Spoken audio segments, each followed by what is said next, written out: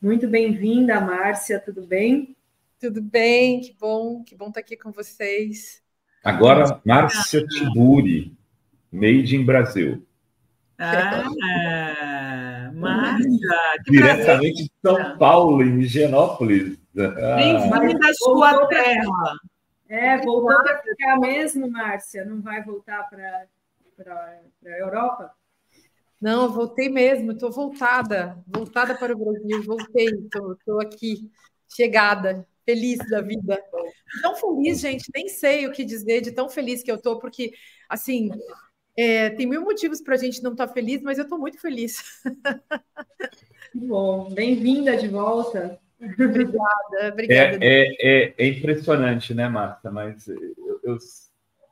as pessoas às vezes falam, não, o cara vai morar para a Europa, porque assim, ninguém fica longe do seu país impunemente, né, por muito tempo. Não é fácil. Então, não sei quando a pessoa se adapta completamente, tem um grupo que acontece isso, mas, em geral, quando você começa a ficar muito tempo, você percebe as dores que né? E outra coisa que eu acho também, Rovai, é que quando você tem isso como projeto de vida, ou quando é o seu, sei lá, seu trabalho, sei lá, tem tantas coisas, mas óbvio que é bom viajar e é bom sair, passar uns tempos fora, estudar e tal, mas é muito ruim quando o nome da coisa é exílio. Exílio é um estado complexo, porque tem muitas formas de exílio. Exílio as pessoas usam até como uma metáfora, né, para estados psíquicos e outros estados. Mas é uma coisa triste, porque aí você não pode voltar. E o exílio significa que você está aprisionado em algum lugar. Enfim, está aprisionado, às vezes, dentro de você mesmo, às vezes você está aprisionado num espaço, num território.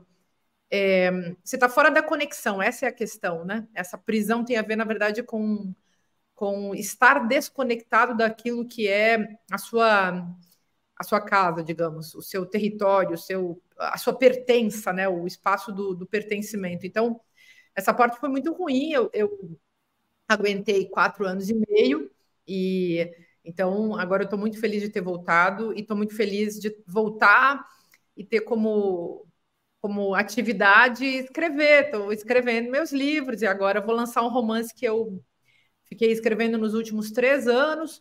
Não é um romance que tem a ver com exílio, porque o livro do exílio eu ainda estou escrevendo para lançar no ano que vem, mas esse é um romance que eu trabalhei muito, é um romance muito feminista. E, assim, pouca gente sabe, né? Mas eu escrevo, é meu 7º romance, gente. Olha!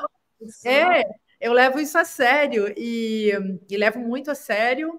Então, para mim é uma coisa bonita, uma coisa poética, alegre, chegar no Brasil e poder lançar esse livro. Eu já lancei em Porto Alegre, agora é São Paulo, depois tem Belo Horizonte, Rio, Brasília.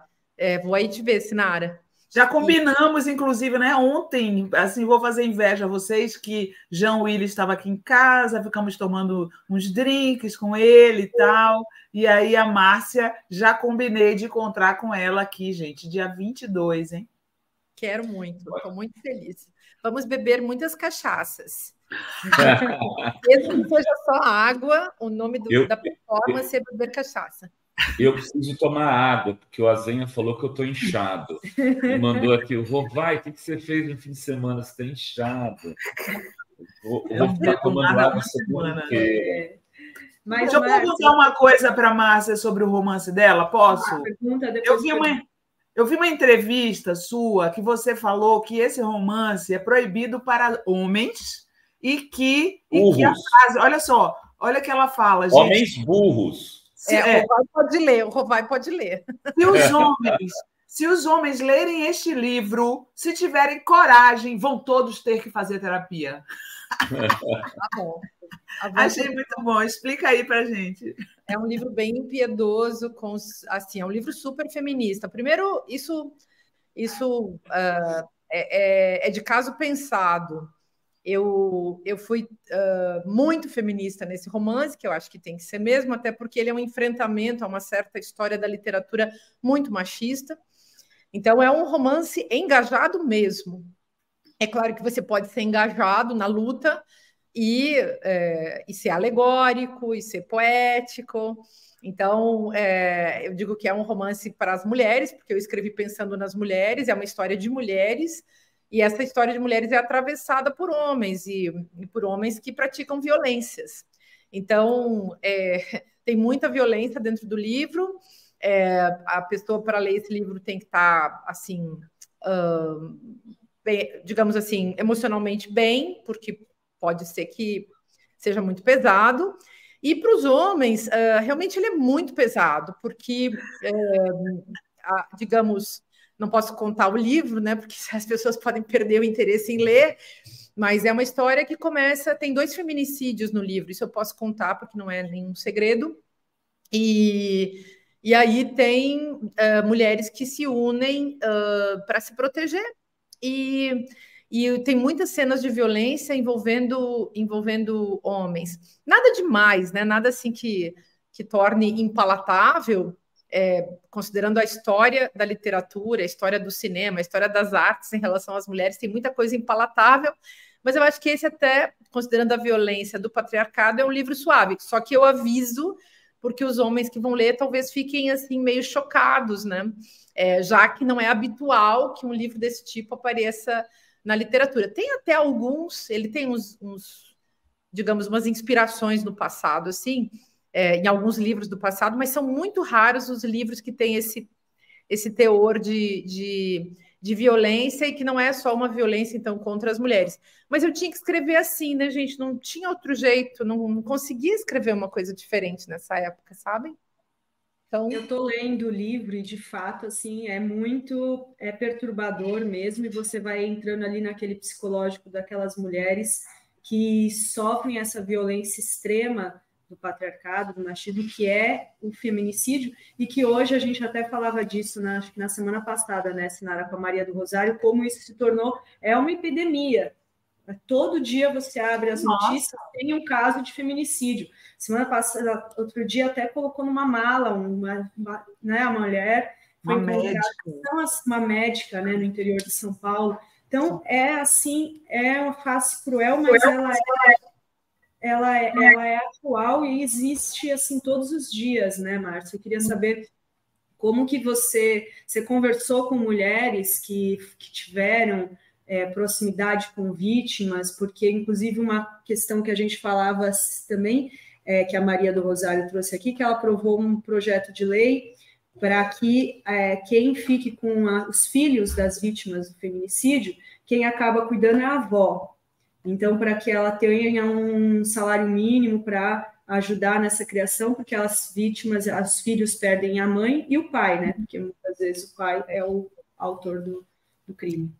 Então, Dri, fico feliz que você está lendo, e é um romance que exige coragem do leitor, e a coragem, como eu sempre digo, é uma virtude feminina. Então os homens podem atuar buscando essa virtude dentro deles, atuar como leitores buscando essa virtude dentro deles, coisa que as mulheres têm de sobra. Agora, a personagem principal, a heroína, porque ele é narrado em terceira pessoa. A heroína principal, que é a Helena, ela é filha de uma mulher que foi assassinada. Então, é o percurso espiritual e o percurso psíquico e o percurso, vamos dizer assim, simbólico, né?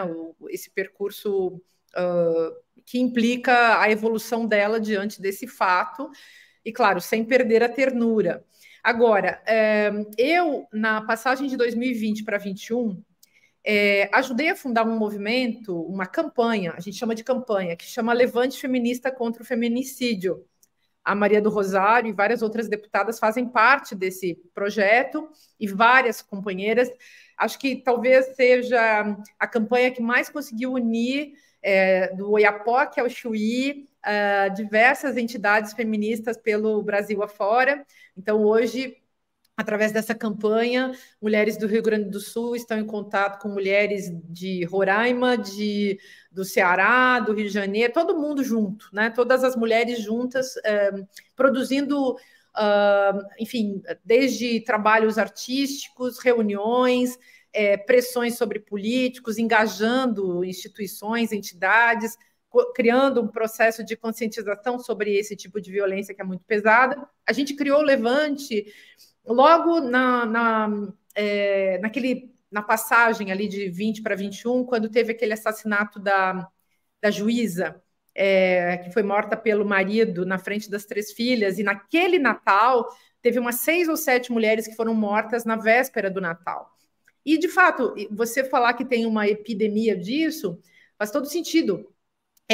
A gente que participa do Levante a gente recebe 6, 7, 5, 8 notícias de mulheres que são assassinadas de uma maneira absolutamente brutal por seus maridos, companheiros, namorados, ex-namorados, homens das suas relações que praticam esse tipo de violência como se eles estivessem autorizados a matar tranquilamente.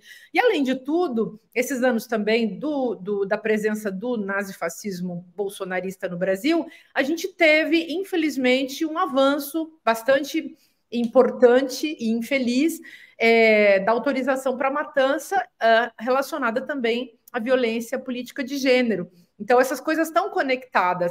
Eu, nos meus livros teóricos, nos meus ensaios, nos textos feministas que eu venho trabalhando há anos, eu tenho falado muito disso, dessa sentença de morte que pesa sobre as mulheres no patriarcado, e isso a gente consegue ver na história da literatura. Tem um cara que é muito conhecido, um escritor famoso chamado Edgar Allan Poe, que escreveu um livro chamado, um texto que, enfim, todo mundo pode ler, achar na internet, que chama Filosofia da Composição, e nesse livro ele fala que não existe motivo mais poético no mundo do que uma bela mulher morta. E isso significa uma fórmula. Se você colocar uma mulher morta na história, essa mulher, ela a chance da narrativa, seja romance, mesmo na poesia, né? Mas no filme, enfim, em qualquer obra narrativa, é a chance de ter sucesso, porque existe um prazer visual, auditivo, histórico. Eu já fiz até um pós-doutorado sobre isso, gente. Tem esse prazer dos homens em uma curtição, um regozijo dos homens com a imagem de uma mulher morta em qualquer uma dessas obras de arte. Então, o Edgar Allan Poe se deu conta disso e escreveu toda uma obra baseado nesse prazer. Tem muitas mulheres mortas na obra do Edgar Allan Poe e assim por diante. Então, esse meu livro é uma resposta a isso. É uma resposta digamos, serve como uma espécie de crítica determinada, para usar uma expressão bem filosófica também. É aquela crítica que pega o objeto, analisa o objeto e, ao mesmo tempo, aponta para tanto aquilo que existe de cavernoso, complicado, difícil no objeto, e também propostas de avançar no conhecimento disso, né? Talvez até de encontrar soluções, saídas epistemológicas novas, né? Ou estéticas, né? Que é o caso quando a gente faz arte, literatura, né? Arte. Você falou dessa história do Edgar Allan Poe, faz um pouco de tempo atrás que fizeram em Recife a mesma coisa do conto do Edgar Allan Poe, da mulher emparedada, né, que ele tem um conto da mulher que é morta e ela é emparedada. Aconteceu outro dia em Recife a mesma história, né, que tem até um conto também pernambucano, também do folclore pernambucano, sobre uma história da mulher emparedada. Eu lembro porque eu escrevi a respeito, eu achei chocante, né, que é uma coisa que parece ficção, né, Márcia? E, no entanto, infelizmente, acontece na vida real. Emparedaram a mulher, mataram a mulher e acharam ela depois emparedada, morta dentro da parede da casa. Que horror, gente. Tem esses casos, Sinara, é isso. É tanta matança de mulheres que a gente tem usado muito a expressão genocídio para falar da matança de um povo, de uma etnia, né? E E a gente usa o termo feminicídio para falar dessa matança de mulheres. Claro, não dá para a gente trabalhar na hora de pensar os assassinatos, pensar em números não faz tanto sentido quanto pensar no projeto de extermínio dessa figura da diferença, seja um povo, seja uma mulher, ou melhor, seja um povo, seja um grupo, como um grupo de gênero, né, como as mulheres, um grupo de gênero e sexualidade, como as pessoas LGBTQIA+, um grupo racial, como pensar, por exemplo, a matança dos jovens negros, das pessoas periféricas, enfim, e por aí afora. Então, eu acho que esse fenômeno da matança, ele é muito pouco refletido, muito pouco pensado no nosso país. O advento de Bolsonaro e a matança através do uso biológico do Covid, a matança do povo Yanomami, da forma como se deu, fez com que a gente começasse a pensar um pouco mais sobre a questão da matança. Eu falo disso há muitos anos, porque é um assunto de pesquisa da minha vida e tal, mas eu acho que, mesmo assim, enfim, é muito raro existir alguém que esteja pensando exatamente nesse assunto. E quem estuda a história dos genocídios está mais acostumado. Quem estuda a história das mulheres também está muito acostumado. E esse caso que você conta, dessa correspondência entre a literatura e a vida, é muito comum. Crimes hediondos em relação a mulheres, porque parece que não basta matar a pessoa. É preciso matar também de uma forma muito brutal, muito escandalosa, fazendo com que essa morte não seja apenas um assassinato, mas uma demonstração de força, de violência e também a demonstração do poder misturado com essa violência, né? Então, tipo, esses homens que vêm mostrar quem eles são, quem é que manda realmente nessa história. Tem muito disso, né? Essa mistura de violência com demonstração de poder. Então, é bom que as pessoas comecem a prestar atenção nisso. Quando você fala isso também, sem querer me alongar muito, mas Sinara, uma das mortes, assim, das mais tremendas que eu vi desses zilhões, né, diárias, 5, 6 notícias diárias desse tipo de matança, fora as que a gente não cataloga, né, e das que não vêm à tona e tal. Teve uma que foi uma mulher que foi visitar o marido na prisão, e ele matou ela dentro da cela e jogou ela para fora, morta. Nossa. E assim foi. Então, é tipo banal, assim, né? Dar uma paulada no cachorro da rua, que nem, enfim, muitos casos, né? Enfim, ficar contando essas histórias horrorosas também é uma coisa muito triste, mas a gente tem que olhar para isso. E é muito triste olhar para isso, evidentemente. E nós todas que somos mulheres temos que olhar ainda mais, porque, num certo sentido, todas nós estamos na mira desse jogo da ameaça. Eu até tenho falado isso, né? Que a ameaçabilidade virou uma nova categoria política no Brasil. Então, vamos ameaçar. Ameaça-se todo o tempo. Ameaça-se de cassação. Fico sempre lembrando das 6 deputadas lá ameaçadas pelos feiosos. Fizeram uma ação na semana passada, né? Uma ação conjunta, uma ação, como é que fala? Articulada para ameaçar as deputadas mulheres, vereadoras, em todo o Brasil. Terça-feira passada, eu soube disso no final de semana, que foi tudo articulado, todas as mulheres parlamentares receberam ameaças na terça-feira passada. Eu soube disso no final de semana. Ao mesmo tempo. Ao mesmo tempo, foi uma ação articulada, aquelas ameaças de estupro, lembram que saíram? Que rolou nas parlamentares de Minas, né? Até uma quartinha de 3 anos. Diz que foi no Brasil todo, deputadas do Brasil todo, vereadoras do Brasil todo recebendo essas ameaças, né? Que são ameaças disso, de estupro, de morte. Estupro corretivo, né? A Mônica sei lá o que significa isso, né? Para as que são lésbicas, os caras colocam isso. Gente, a extrema-direita continua em ação e não dá para a gente brincar com esse povo, porque o que eles estão fazendo lá na CPI do MST, esse caso aí que a Sinara está contando dessa ação orquestrada contra as parlamentares, tudo isso a rebarba, né? O mesmo projeto da perseguição que aconteceu esses anos todos, e eu estou lembrando aqui algo que não pode ser esquecido, que é a participação do Movimento Brasil Livre em 2017, perseguindo quem? Os artistas e as artes. Então, tome cuidado, porque esse grupo deve estar por trás de tudo isso de novo. Afinal de contas, eles são os agitadores fascistas mais conhecidos do Brasil, não estão sozinhos, são muito bem amparados, mas não dá para brincar com essa gente, não dá para fazer que nem o Sted ele fez esses dias de chamar o Kataguiri de camarada, nem de brincadeira, né? Então, temos que tomar muito cuidado com esse povo, muito cuidado. O MBL abriu 2 processos contra a Fórum, né? Um pelo Kim, outro pelo Mamãe Falei, porque eu disse aqui, e vou continuar repetindo, né, que essas agressões contra professores, educadores, contra a instituição escola se iniciaram a partir das invasões que eles faziam em escolas públicas, aí sim invasões, com câmeras, fotografando, filmando e atacando professores. A escola era um ambiente quase sagrado no Brasil. Não havia esse tipo de questionamento com os professores, essas agressões. E aí, de repente, as pessoas se sentem no direito de entrar armadas. Eles fizeram isso também comigo.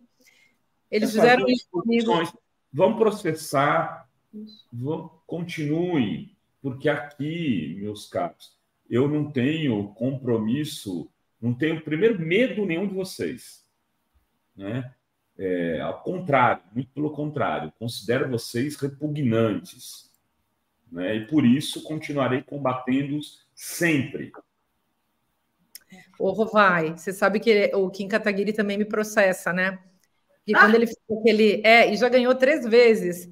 Aí, já ganhou 3 vezes. Eu tenho que pagar... A gente está recorrendo. Coisa ridícula. Eu tenho que pagar R$5.000 para o Kim Kataguiri. Eu digo, tomara que ele perca esse processo. A sorte dele vai ser se ele perder esse processo. Porque se ele ganhar, aí eu vou ter que fazer uma campanha de Pix. Vou ganhar certamente mais de 17 milhões, que nem o Bolsonaro, né? Então, eu espero que continue ganhando o judiciário fascista que o acompanha, vai continuar sendo fascista, né? E não sou eu que vou deixar de acompanhar a lógica das coisas. Porque aí acontece esse negócio que é interessante. Quando o Kim Kataguiri falou que ele era a favor de um partido nazista, ele estava junto com um menino, aquele tal do Monarca, que tinha um podcast, sei lá o quê, e acho que estava naquele evento da Bárbara Tabata Amaral. E aí eu falei aí eu fui lá para as redes sociais e contei o que o MBL fazia comigo, porque eles faziam exatamente isso. Eles chegavam a entrar nos meus eventos em 2018 com camiseta do MBL.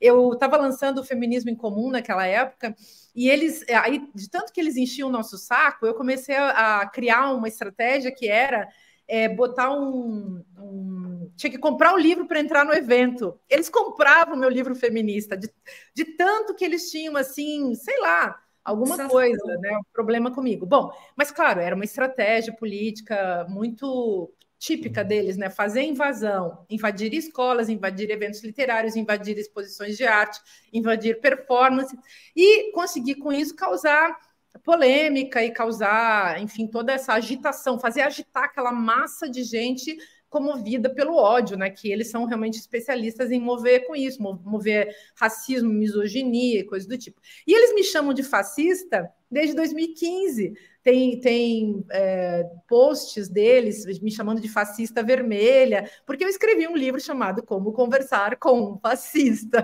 Eles começaram a correr atrás de mim.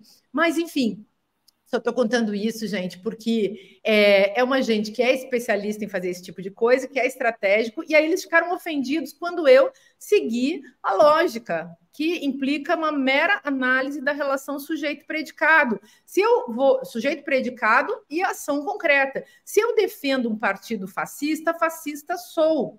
E ninguém ou um partido nazista sou. Porque pessoas que não são, não defendem. Não existe ninguém que defenda a existência de um projeto de destruição da democracia, como é o fascismo e o nazismo, seja uma pessoa democrática. Logo, eles estão naquele jogo também faz anos que eles estão tentando, desde 2019, eles estão tentando reposicionar a marca, né, gente? E aí não sou eu que vou ajudar a reposicionar essa marca deles, que é uma marca muito ruim, antidemocrática, e eles são muito cafonas, pobrezinho dos guri, mas criados a todinho, né, menos do que em Kataguiri, tem que ser mais bem tratado, pobrezinho, é muito jovem, e assim, se ele fosse meu filho, eu, sei lá, dava comida para essa criança, mandava fazer terapia, e, sei lá, levava assim para uma escola legal, apresentava bons amigos, né?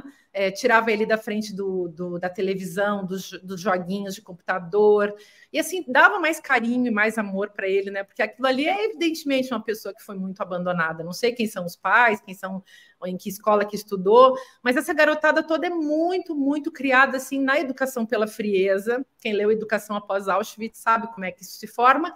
E quem viu aquele filme do Haneke, do Mikhail Haneke, que chama a Fita Branca, também sabe do que eu estou falando, né? Eu estou brincando um pouco, mas é uma baita preocupação que a gente tem que ter. Como é que esses jovens fascistizam tão fácil, né? É uma pena. Enfim, triste, gente. E lembrando ainda do líder deles, que foi lá pego nos áudios, lá querendo, né, assediar as vítimas da guerra da Ucrânia. Arthur Duval, mamãe falei, exatamente, né? O cara tem coragem de processar um veículo. Mas isso é lawfare, né, gente? É puro assédio judicial. Comigo também, imagina. Eu sempre achei, nunca processei ninguém antes disso, porque eu sempre achei que a gente ia resolver a coisa no debate, né? Mas aí esse povo joga muito sujo, eles não têm argumento, não têm capacidade de conversação, nem de análise. Eles não têm...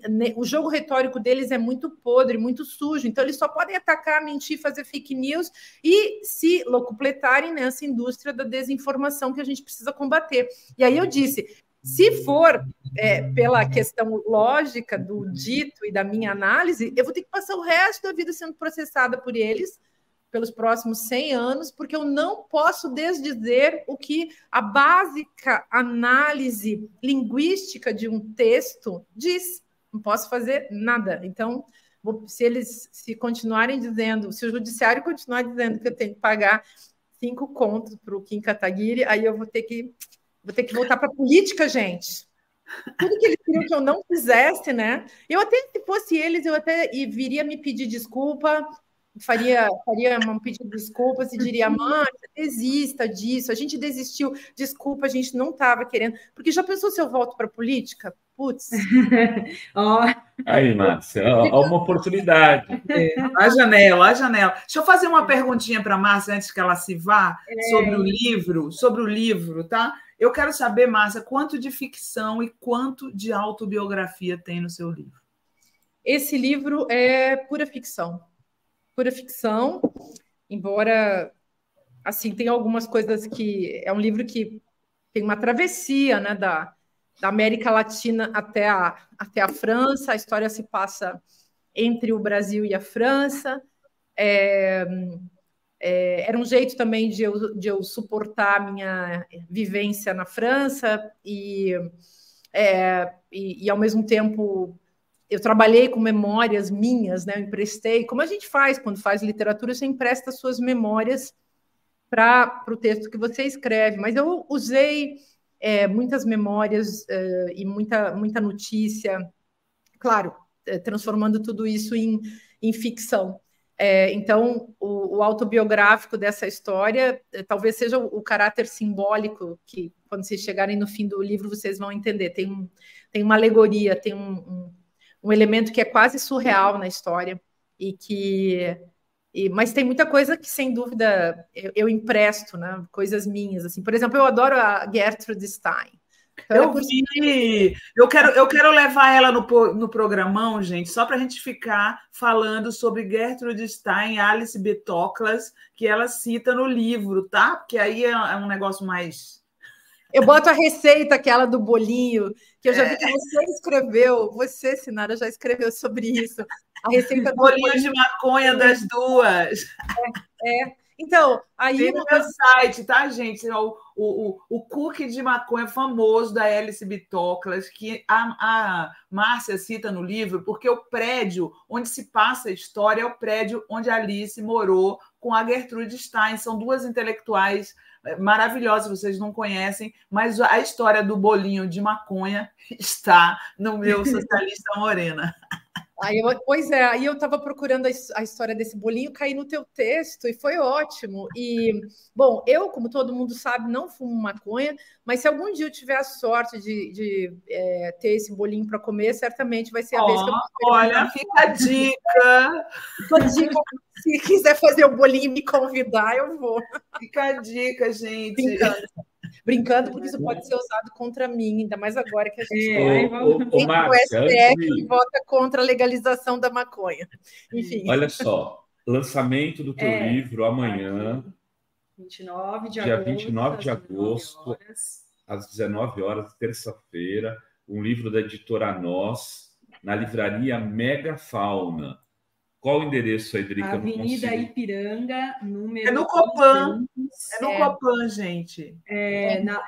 Então, ó, livraria Megafauna, quem é de São Paulo, imperdível, vai ter até leitura dramática da atriz Mel Lisboa, lançamento do novo livro Com os Sapatos Aniquilados, Helena Avança na Neve. Então, no Copan, a partir das 19 horas, na loja 53 do Copan, onde fica a livraria Megafauna.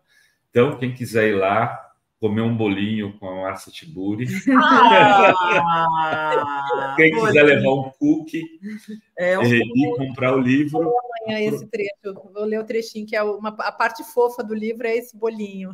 Eu não vou, olha só, o Fred Dreyfus está falando aqui, bolo de maconha da barata. Eu vou dizer uma coisa para vocês. Não é que eu estou dizendo que eu use, tá? Mas bolo é outra onda. Bolo é outra onda. Só digo isso para você. Você comeu, mas não tragou, né? Comi, mas não engoli. Mas, o bolinho, eu acho que dá para fazer sem maconha também, né? Porque é um monte de ingredientes no meio, assim. Exato.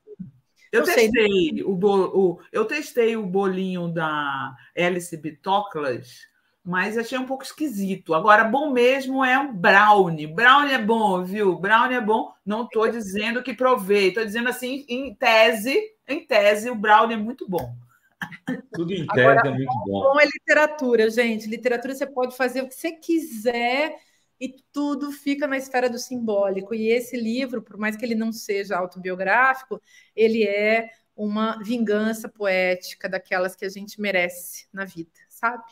Então, muito bem. Obrigado, Márcia. Obrigado, Sinara. Obrigada. Márcia, eu vou te levar no programão, tá? A gente vai combinar para a gente falar sobre Alice Bitoclas mais. Eu vou aí também, tá? Beijos para vocês. Vamos nos encontrar. Até mais tarde no programa. Gente, até mais tarde no Brocou, hein?